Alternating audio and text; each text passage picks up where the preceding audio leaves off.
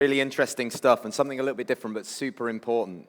So we're unbelievably into our last panel of the event. It's not our last session, but it's our last panel. And this is really, really exciting. It's something that I see discussed. We've discussed it many times on the podcast. And it takes us into the world of the airport, and specifically how airports can grow those non-aeronautical revenues, and of course, by doing so, reduce the burden on aeronautical revenues, meaning that taxes and charges potentially could drop, right, if you make more money elsewhere. They can also allow you to invest into infrastructural projects and customer service improvements. That's all I'm going to say to say that, because I'm going to introduce you now to Aviation Project Manager and Airport Engineer, Jody Appollis from NACO. NACO as well, same as Rolls-Royce, since day one have been a sponsor of the event and a supporter. And Jody has supported numerous airport projects across the continent. The stage is yours, Jody.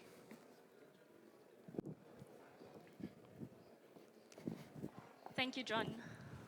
Hi, everyone. Good morning. My name is Jody Appollis, and I work for NACO, as John has already said. NACO is Netherlands Airport Consultants. We've been doing work all around the world for more than 75 years for airports, consulting, engineering, advisory, etc. I myself am based in Johannesburg alongside my colleague Rianta. You'll see over there, I'm sure you would have met her as well. And then we're also joined by Adam, who's our CX and commercial lead. He's currently based in Delft. So happy to be here. We've been having such a good experience and very interesting conversations. So thank you for that. I would now like to bring up my panelists, starting with Seif Juma, the Director General for Zanzibar Airports Authority.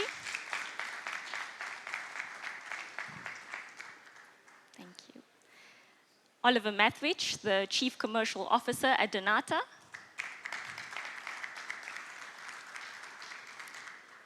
Camara, Managing Director of SOGEAC in Guinea. Dr. Mosinyi, the CEO for the Civil Aviation Authority of Botswana. And Murat, the Managing Director for Emirates Leisure Retail, UAE and Travel Retail. Thank you all for joining me on the stage. Before we get into our panel, I would just like to touch on our infographic. Here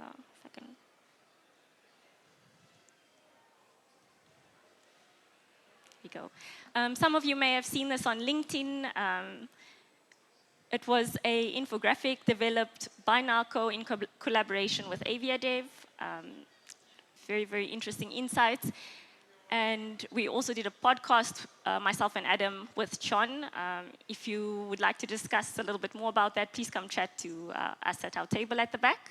And something that I would just like to highlight, which John has already highlighted, is,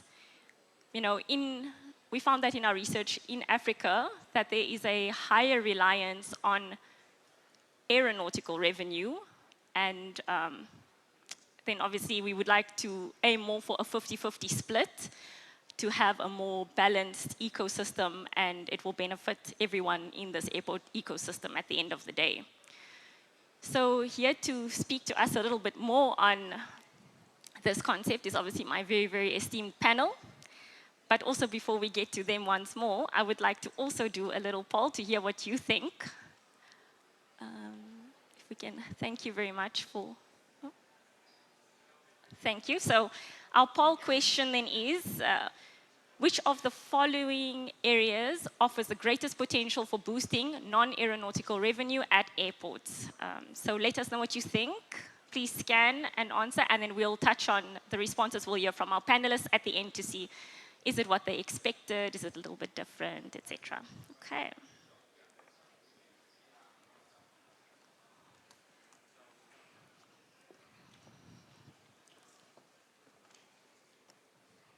Great.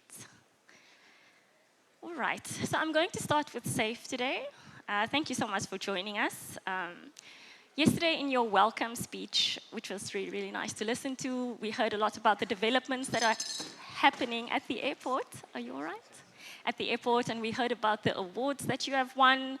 So I just wanted you to share some more insights, please, as to what innovative strategies Zanzibar Airport Authority has implemented to maximize non-aeronautical revenue. Thank you. So thank you very much. I can't hear you. Can you hear? No. Say something. Technology issues. Okay, right? Okay, thank you very much. Thank you very much for this opportunity.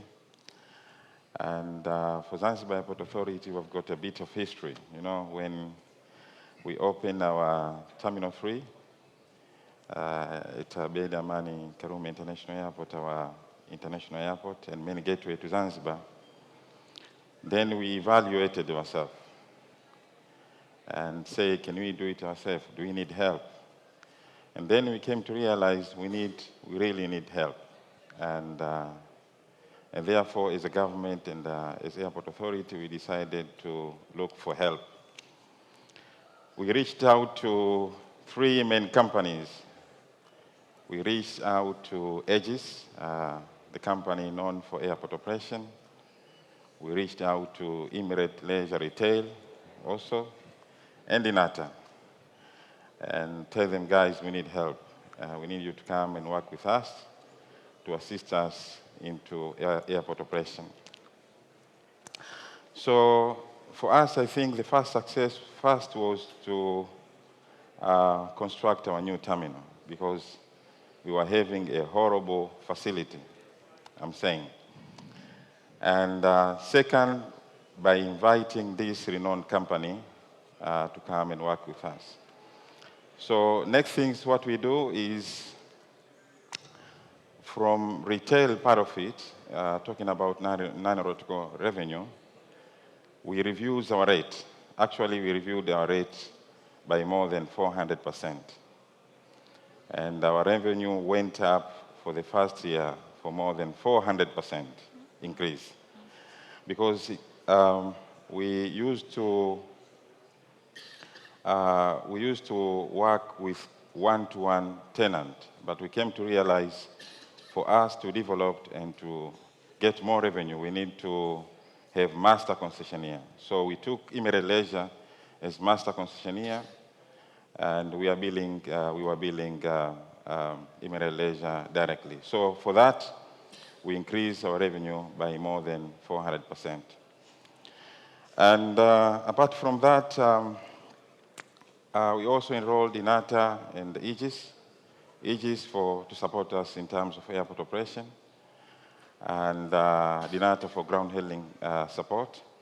And the same what we did for Emirate Leisure, we did the same to Dnata. We also reviewed our rate, and also we increased the rate for more than 200%.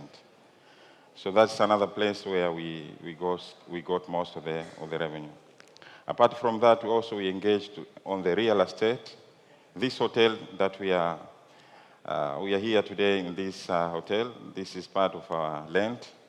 We lease to Golden Tulip, and we are getting both concession and lease fees.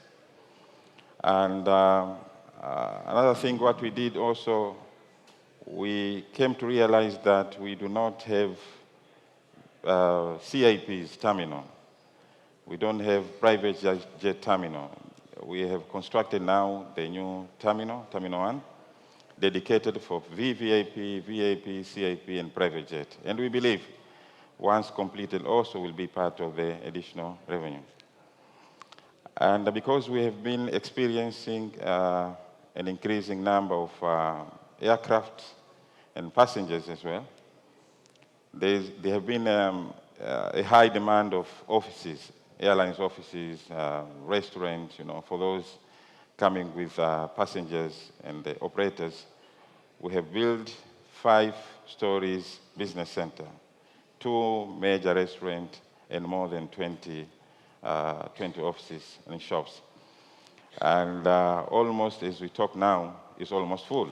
So we believe also we are going to get a lot of revenue out of this. So shortly, what I can say for now, that we seeked for help, and we've been helped. And actually, our non-aeronautical revenue shorted for more than 400%. And in Africa, in East Africa, we have a ratio that at least we need, each airport at least must have at least 70-30 ratio. 70 aeronautical revenue, 30 non-aeronautical revenue, and for Zanzibar Airport Authority, we've already reached that. And we believe that is one of the milestones that we have reached. Thank you very much. Amazing. Thank you so much for sharing, Seif. Those numbers are, well, very, very good. And I'm sure if anybody has any other questions, they're happy to ask you after this panel or towards the end of this panel as well. Sure. Thank you so much. Then my next question will be for Oliver. Also part of our research that we did, we saw that there is a link between, customer experience and non-aeronautical revenue. So my question to you then is, how can airports leverage their services to increase passenger satisfaction and maximize non-aeronautical revenue? Same issue. Can you hear me? Yeah, here we go. Yeah, very good question, Jody. Thank you for that. Actually, it's two questions, right? It's about passenger satisfaction and how to increase passenger satisfaction. I think we all here are passenger ourselves, and we all have our opinions, and I think nothing stresses us more, and I guess I can say that for everyone, than queuing up 5 times on your way to the aircraft, showing your passport 5 times. It stresses you out. It doesn't make a pleasant experience. So, I'm not a non-aviation revenue person, but I believe happy passengers are happy spenders. So therefore, if that can already ease the journey, that is a big step forward for airports around the world. Now, I thought, why am I here? Because actually our revenue is aviation revenue, not non-aviation revenue. But thinking about it, we are obviously a big part about the airport ecosystem. So we all know the airport ecosystem is huge and very diverse, and we are sort of an integral part of that. And some of you may have seen our corporate video yesterday, and there are, I think, 2 messages that actually boil it down to the point. One is that we are the people behind the scenes, yeah, and or what I personally like very much, the feet pedaling under the water. I think that describes it very well. So we support the ecosystem, and we have so many touch points with passengers and also cargo, that if we don't function, the airport doesn't function, and again, that puts stress on passengers. I'm also, we love to be a trusted partner, and I've called many things, but I haven't called help. So thank you very much for that. It's really an honor for us to be part of that successful journey here in Zanzibar. Being a trusted partner also helps the ecosystem. I mean, many of the airlines in this room are customers of Dnata somewhere in the world. I've seen Ethiopian Airlines, a very valuable customer of ours, the Lufthansa Group. I could just name all, but we don't have that much time. But also this morning, I was quite happy to see South African here on stand who we serve in Perth on one of their few long-haul destinations they have in the network. Jumbo Jet is our customer who just successfully launched the route to Zanzibar, and even more so Uganda Airways, who we not only serve in Zanzibar, but also we have the pride to develop ground and cargo handling for them in their London destination in Gatwick. So really happy about this. And that also brings me back to trusted partner. Airlines know us, and if we are a partner in an ecosystem like in Zanzibar, if new carriers come, they say, yeah, we know Dnata. Okay, tick in the box. We know they are safe. They deliver service. We don't need to worry about this. Bringing me to being a trusted partner for airports. We are differentiating ourselves slightly from some of our competitors. We're not private equity owned. Actually, Dnata exists since 1959. We've never changed ownership. We have never changed the name. So we are sort of, as you say, a rock in all of this. And we're striving for long-term partnerships, and we're striving to be integrated into the ecosystem to develop the best that we can. And by doing so, if it's a long-term partnership, it enables us much more to co-invest also with airports. So we're building cargo warehouses around the world. We're building GSE facilities, or if it's just as simple as proper ULD storage. You will see that at many airports that just doesn't exist. So we invest into the ecosystem and obviously make the airport, hopefully, or the airport where we work, a better place, a more attractive place.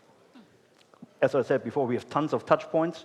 Passengers, obviously, that we all know. So the bags, We offer meet and greet services. We do wheelchair services. Yeah, we do airport lounges at the boarding gate. So these are mainly the customer facing parts. But we also do cabin cleaning, which people don't really think about. But I mean, how many people are annoyed when you get to your seat and suddenly you see the breadcrumbs from the passenger before you? So all of that are important parts in that whole value chain of an airport. Yeah? And of course, you know, if we do something wrong, you could have missed bags on your connections, you could miss connections, aircraft could be damaged, flight could be delayed, and again, all that is part of the customer experience. And if that is smooth, happy customers, happy spenders. That leads me to last one. We see the customer, our customer is also your customer. So our customers are the airports, the airport authorities, the airport operators, but also the airlines. So we all have the same customer. Hence, our mission is that we say, we are the ones that deliver the promises that you make your customers. So I think that's how we fit into this ecosystem. Second part of the question, how to maximize aviation revenues. I mean, we talk a lot about passengers, but also a very important part on route profitability on routes on airlines is cargo. Yeah, not to forget, cargo is also real estate. Cargo, I think Seif said it earlier, Zanzibar is also a lifeline for Zanzibar Airport is a lifeline for Zanzibar. That does not only include the passengers, but also cargo inbound into Zanzibar and other destinations.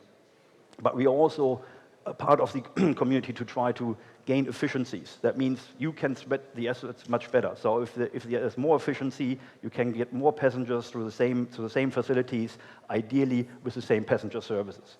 Yeah, I mean, if you see Dubai airport announced they're going to build a new airport in 10 years, so the current airport has to survive another 10 years. That means they're probably going to have another 20 million passengers they have to get somehow through that airport without building another terminal. So it's all about the efficiencies that you can find in the processes. And again, here we are an integral part in that. And last but not least, personally, small things like Fast Track. It's a great service that airports can offer, and it can be sold as well. Some airports do sell that. It fits into our meet and greet services nicely for passengers that want to buy those services. And then we have developed a new service which is off-airport check-in. So especially in Dubai, we offer this now. We can check in at home. So if somebody comes, picks up your bag, you have your boarding pass, your bag tag, and you have a hassle-free journey.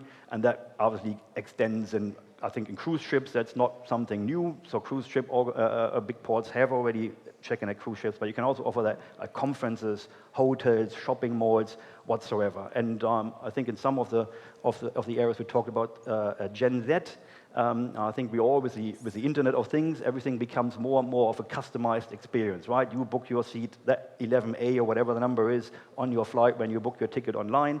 You want to customize, you can pre-book your meals on the flight, but you can also customize your airport experience. Not so much yet, but it's going to be something that will come more and more. So that you say, today I'm a business traveler, I have only carry-on, I don't need to check in, I want to zip through, or I'm going with the family, I have 15 bags, I don't want to carry them, or I have an extra large van, I call off airport check-in, so you customize that journey. And there are a couple touch points, and one is off airport check-in, which is becoming more and more a thing. And again, for Zanzibar, be perfect, you have the hotel industry, you know, if you need to check out at 11 o'clock from your room, but your flight is at 11 o'clock at night. There's a couple hours in between. So if you have already taken care of your bags, you're free. You don't have to go back to the hotel to storage and collect them, etc. So these are just a few thoughts, and thank you for the question. Thank you so much, Oliver. Wow. That's amazing. And indeed, all those touch points, super important for passenger satisfaction. I know each one of those makes a difference in my personal journey as well, and I try to just, keep the stress levels a bit low and get through from point A to point B as fast as possible. So, fantastic. Thank you for sharing. Then my next question is for Maury. We are aware that there are some ongoing modernization efforts at your airport in Guinea. Is it possible for you to please share with us, how do you strike this balance? Because that's also what this panel is about. We know that you can't just have, one of everything. So how do you balance this modernization with maintaining operational efficiency and customer satisfaction? Thank you very much. Hello, can you hear me? Okay, thank you. maximizing non-aeronautical revenue should not come at the expense of customer efficiency. I think there is a direct correlation. For Conakry, what we did when I was appointed 3 years ago, as Seif mentioned, I will not say it was a horrible terminal, but there were so many things that we could have fixed it.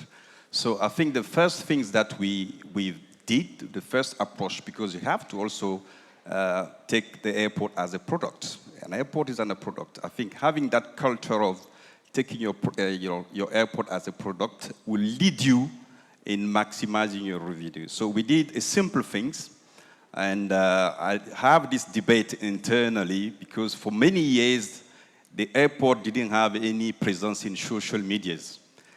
And so I was discouraged to put airport into social medias because my previous predecessor didn't do that. The day we did that, I was blasted with negative comments, critical comments, picture from the toilet, picture from the trolleys. So everything looks broken and fallen apart. But I think that was a good way for me to understand that as a gateway of the country, you cannot joke with these kind of things. So we started by doing a simple thing. Before launching the new terminal, we start by cleaning the airport. So the cleanliness of the airport is extremely important. You don't have some time to do heavy investment in order to increase customer satisfaction. As you, in one of your studies, you said that 1% of customer satisfaction lead to 1.5% of revenue growth. So I wanted Conakry Airport restroom, toilet to look like my own restroom. So we fixed that one.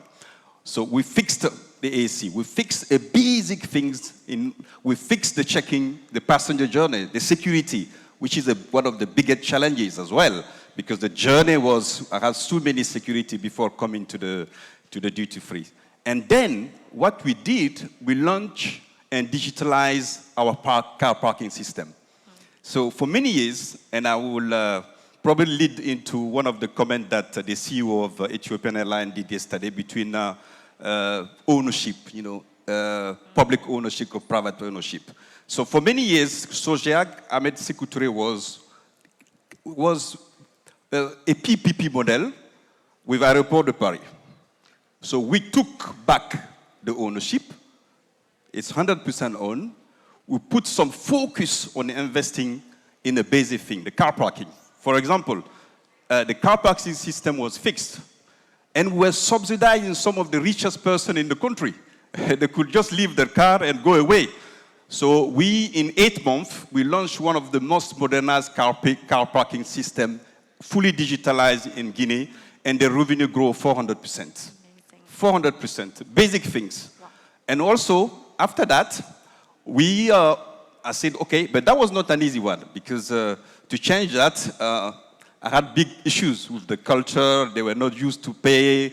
And everyone, even people, minister, things, I had the backup of the government to make them pay. And now they are paying. And now, look at, they are very happy. So improving the customer experience is key. Of course, one of the challenges that I have currently, is the limited constraint of the terminal. This is why we are launching a new, building a new terminal 4 times, and they have started. We finished the first phase 1. We built one of the 95% completed. I'm sure Emirates and Ethiopian will be very cargo terminal, one of the biggest one. And we also turn into a general aviation VIP terminal. It will be probably one of also brand new VIP terminal in West Africa, because with the big project in Guinea is having one of the most robust growth in Africa, in the world, with the traffic growing very fast. Also, the customer base is changing. I'm seeing more Asian coming into the country. Today, I'm getting nearly 500, 600, 8,000 Chinese a day because of one of the biggest mining projects in the world called Simandou. So how can you So this is opportunities. How you need to handle all these things. But currently, you cannot do that if you don't build a new terminal. And I could not also wait the new terminal, which will be finished in 3 years, to maximize my revenue. So the revenue is growing very fast because of the customer satisfaction. And one of the results of that, the SOGEAC, which is a concessionaire of the airport, was not known, negative in the press. For the past 2 years, we were nominated the best public company in the country out of 200. Wow. People are happy. You could go online, you could check. Again, you don't have to have a lot of resources to do that, but someone said that you have to be determined. You have to have the vision, and you have to have the passion and the vision, and make sure that your customers are happy, and they are more and more happy. And I'm sure the airline also will tell you that some of the airlines that are serving Conakry, they will tell you that things are improving. But the game-changing will be the new terminal. 40,000 square meter, four times the current one. And that will help enable us, as a clean sheet, to reinvent totally the retail. Because the retail is growing. My duty-free is growing 20% year on year. But I have limited capacity. But with the new terminal, I will reinvent it. I will put emphasis on local products. The local product, for example, is growing very fast. And I can, as a passenger, as a customer, I've been traveling extensively. One of the things that I look into when I land into Addis, I want to eat injera. I want to eat the local food. You see, and I could see, and that's why it's good to compare, I could see the changing pattern in Addis airport, where they are redefining even the dining processes. They are putting emphasis on the local. I'm doing that currently, because the concessionary of the duty-free is Server, but the constraint, again, is the terminal with limited space. But one of the things that we could do later on will be to push forward the local product, digitalize, also all the buying process, the grab and go. Grab and go is one of the things that I saw. So I think at the moment I'm happy, but there are a lot to do, and things will completely change. But one of the things that I learned from the existing one, you need to be very careful when you plan all these things, because one of the things that we didn't do in Guinea, the terminal was built for 500,000. Currently, we are nearly at 1 million with limited space. So with the future terminal, we will make sure that we have enough space to grow the retail, but not at the same time, phase by phase. Because if you don't plan in the future, I think you will come back to the same things. So, as you know, in conclusion, both customer satisfaction, enable spending. People are happy. They will spend more money. They will come in time. One of the biggest challenges is, of course, for me in Conakry, is before coming the terminal, the traffic on the streets, because that can play as well. If you spend more time in the traffic before coming at the airport, that also could have some kind of sideline effect. But overall, I think things are moving very positively in Conakry. Amazing. Thank you so much, Maury. Thank you for sharing those insights. I mean, you clearly spoke about the balance, using what you have firstly and then expanding. Thank you very much, and it sounds like it's going to be amazing at the end of the day. Then my next question is for Dr. Bao. We have already touched a little bit on real estate in our conversations here. Can you tell us, about any recent real estate projects that CAAB has undertaken and how it is contributing to your non-aeronautical revenue as well? Thank you. Thank you, Jody. Are you up? Am I up? Okay, thank you. Thank you, Jody, for the question. But maybe let me say, before answering the question relating to real estate, briefly say, for all of us here, part of my observation, our airports in Africa, our limitation is that most of our airports are indeed departure and arrival halls, as opposed to to centers of commerce. And when you hear my brother from Kanaki talking about what they are doing, you would hope that's where all of us would go. But unfortunately, most of us have what we have. When there are no immediate plans to expand your terminal or to build a new terminal, you have what you have. But I think it should be on all of us as we look forward to developing new airports, expanding, building new ones, to look at things differently, to turn our airports into centers of commerce.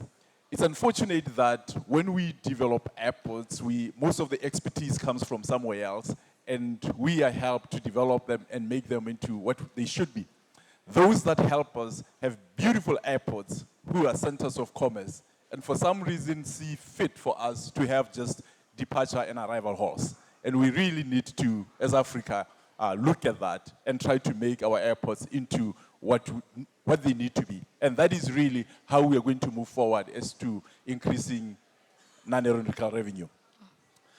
Regarding real estate, we at the Civil Aviation Authority of Botswana, we're still an organization that is 3-in-1. That is, we are an airports operator, we are an ANSP, and we are also a regulator. So that's a lot on our hands. But the good thing is that is going to change very soon. It's going through the regulatory process that we will no longer be that. But when you have that, there's already a lot on your hands. Your mandate is pretty big. What you don't want to turn yourself over, traditionally what has been the case is, since you have a lot in your hands, you don't want to do everything. You have a lot in your hands regarding core business. You don't want to be a real estate business in addition to all that. And in a way, that has hampered what we had to, or the potential of what we could become, as far as maximizing non-aeronautical revenue. So from a standpoint of real estate, traditionally what we have, what the CAB has done is mostly renting spaces, renting out land. And as you can imagine, the least that you can get out of your land is renting it out, where you are not a part of the development. And that is where the 10 right now is, in that we are mostly, in almost anything that we do, looking at partnership, partnering with developers, so that we have more at stake than just the land. But when you also look at us as airports in a relatively smaller country of only 2.5 million people, the aeronautical revenue by itself, while percentage-wise is bigger than the non-aeronautical, it's not a hell lot. So you have limitations when it comes to revenue. So in partnering, then your model, which is the model that we have adopted, then becomes using other people's money, or OPM as they would call it.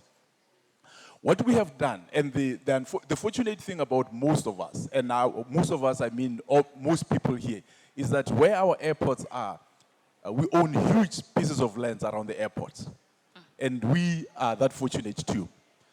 When you look at our major airport in Gaborone, there's quite a bit of land. So what we have done is partnered with the Special Economic Zones Authority regarding that land, whereby we contribute the land, and the government, through the Special Economic Zones Authority, contributes the money.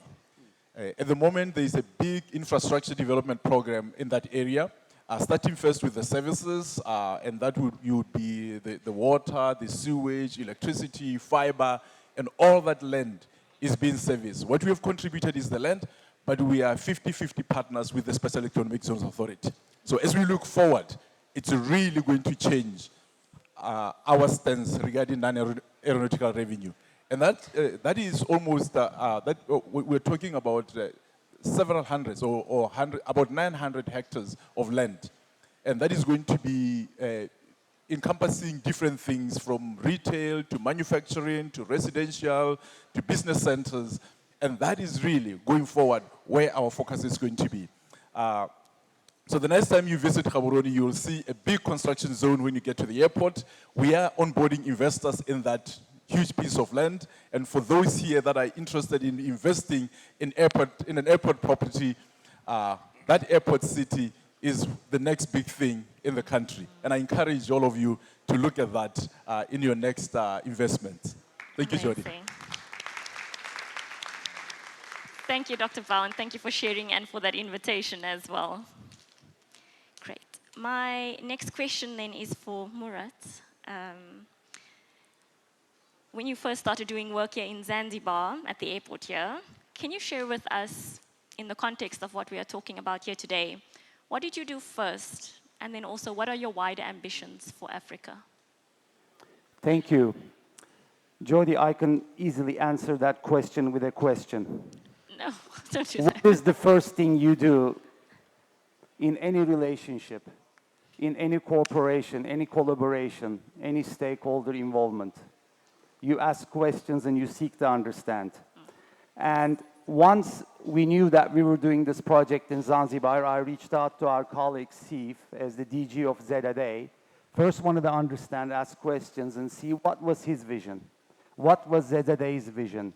What was the revolutionary government of Zanzibar's vision about Zanzibar? What they wanted to do and how we can support that, rather than us coming and dictating this is what we need to be doing. And through that process, it was very clear that Seif's vision and aspiration was not just finding a partner to come and run F&B outlets, duty-free and retail, but they were looking for a partner that's going to curate an experience that's going to complement their vision and the vision of the island. So that was the mandate, and I think for any partner, it is very important to understand the mandate so that you deliver based on that, not on your past experience. Amazing. So in order to deliver that experience, we looked at it, and we decided to work with a design agency called 8 Inc. Now, 8 Inc. is a very unique agency because they are led by a gentleman called Tim Kobe. Tim Kobe had a long tenure with Apple Computers.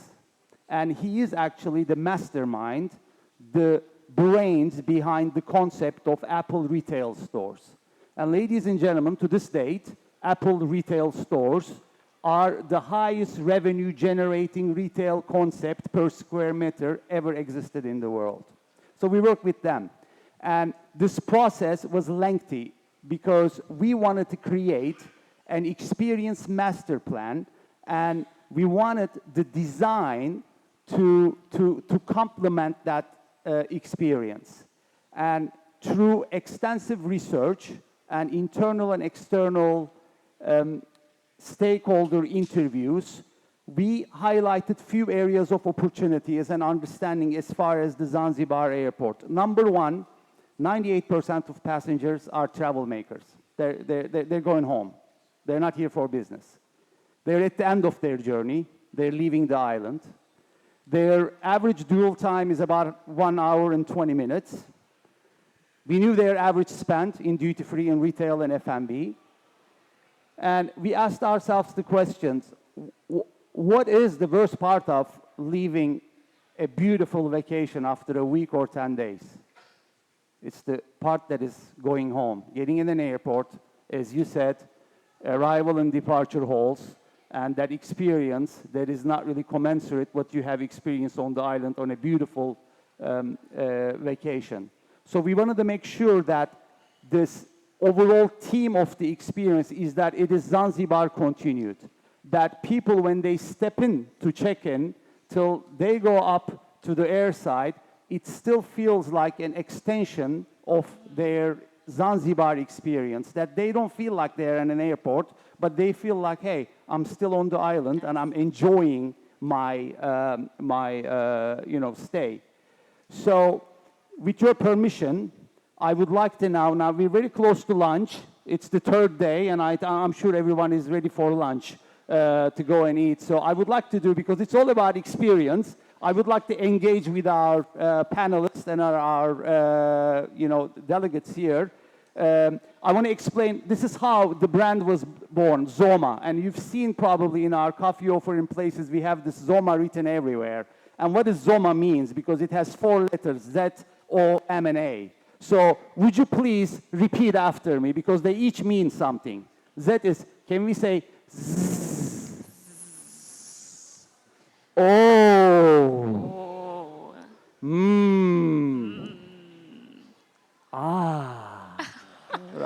good. Zoma. Z stands for Zanzibar Continued. Again, whether you like it or not, if you stay in this island for a little bit, few days, you talk and engage with the locals, what is the posture towards life?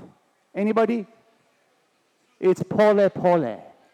We're all pole pole. And you know what? We're not strange to it. In different countries and cultures. You know, we go to Middle East, we say, Inshallah, brother, you know, and you go to Spain, it's tranquilo, tranquilo, you know, and then you go to Italy, it's que sera, sera. So it's here, it's pole, pole. So we wanted to make sure that our experience has pockets of this relaxation that is actually reflective of this approach to life that is on the island as pole pole. Now, O stands for original experiences, echo back the beat of the island. Well, listen, this island has a personality. It has a vibe, whatever you want to call it. It has a frequency. It has a beat. So in our design, we wanted to reflect that vibrancy and that beat that the island has. And so we designed everything from entrance to exit to the airside based on that, the feelings of the island, that it reflects the island.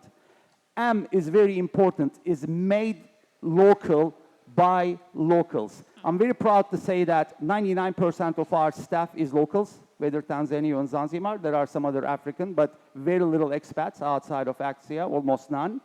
Our products that we use, ingredients in our restaurants and F&B, 99% local products.